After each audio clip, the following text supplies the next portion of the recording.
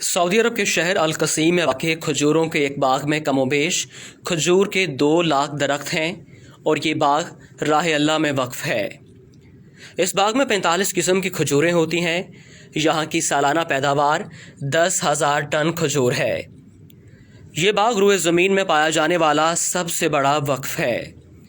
इस बाग की आमदनी से दुनिया के मुख्तलिफ ममालिक में मसाजिद की तामीर, खैराती काम और हरमैन शरीफैन में इफ्तारी के दस्तरखान लगाए जाते हैं। ये बाग सऊदी अरब के अमीर तरीन शख्स सुलेमान अर-राजही ने अल्लाह की राह में वक्फ किया है। सुलेमान अर-राजही ने गुर्बत में आंख खोली। वो स्कूल में पढ़ रहे थे कि एक दिन स्कूल इंतज़ामिया ने तफरीही टूर तश्कील दिया और हर तालिब इल्म से 1 रियाल जमा करवाने को कहा। ये घर जाते हैं मगर वालिदैन के पास 1 रियाल तक नहीं होता। ये बहुत रोते हैं। टूर के लिए जाने की तारीख करीब आती है। इधर उनके समाही इम्तहानात का रिज़ल्ट आता है। ये क्लास में पोजीशन लेते हैं और एक फ़लस्तीनी उस्ताद बतौर इनाम उन्हें 1 रियाल देता है। ये दौड़ते हुए तफरीही प्रोग्राम के मसूल के पास जाते हैं और 1 रियाल जमा कराते हैं। ये अपनी तालीम मुकम्मल करके जद्दा शहर में एक कमरे को बैंक का नाम देकर काम शुरू करते हैं। मुख्तसर अरसे में अर-राजही के नाम से बैंकों का एक जाल पूरे सऊदी अरब में फैल जाता है। सुलेमान अर-राजही अपने उस फ़लस्तीनी उस्ताद की तलाश में निकलते हैं। उस्ताद से मुलाकात होती है। वो रिटायर्ड हो चुके होते हैं। मौशी हालात ऐसे कि घर का चूल्हा चलाना मुश्किल हुआ पड़ा है। राजही अपने फ़लस्तीनी उस्ताद को गाड़ी में बिठाते हैं और उनसे कहते हैं कि मेरे ऊपर आपका कर्ज है। उस्ताद कहता है, मुझ मिस्कीन का किस पर कर्ज हो सकता है।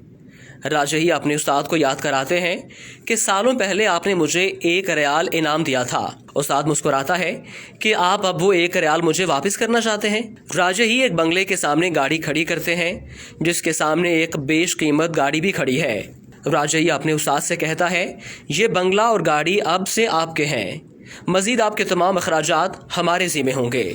फ़लस्तीनी उस्ताद की आंखों में आंसू भर आते हैं और वो कहते हैं कि ये आलीशान बंगला, ये महंगी गाड़ी, ये तो बहुत ज़्यादा है। राजही कहते हैं, इस वक्त आपकी जो खुशी है इससे बढ़कर मेरी खुशी का आलम था जब आपने मुझे 1 रियाल बतौर इनाम दिया था। ऐसे मौसिन शनास इंसान को अल्लाह ज़ाया नहीं करता। सुलेमान अर-राजही ने 2010 में अपने बच्चों, बेगमात और अजीज़ो अकारब को बुलाकर अपनी दौलत उन सब में तकसीम कर दी और अपने हिस्से में जो कुछ आया वो सब वक्फ कर दिया। इस वक्त सुलेमान अर-राजही के वक्फ की मालियत 60 अरब रियाल से ज़्यादा है। ये सऊदी अल-बतनिया कंपनी और राजही बैंक के मालिक हैं जिन्होंने कोरोना वायरस के लिए 170 मिलियन रियाल इमदाद के तौर पर दिए हैं और मक्का मुकरमा के अंदर 2 होटल वजारत सेहत के हवाले कर दिए।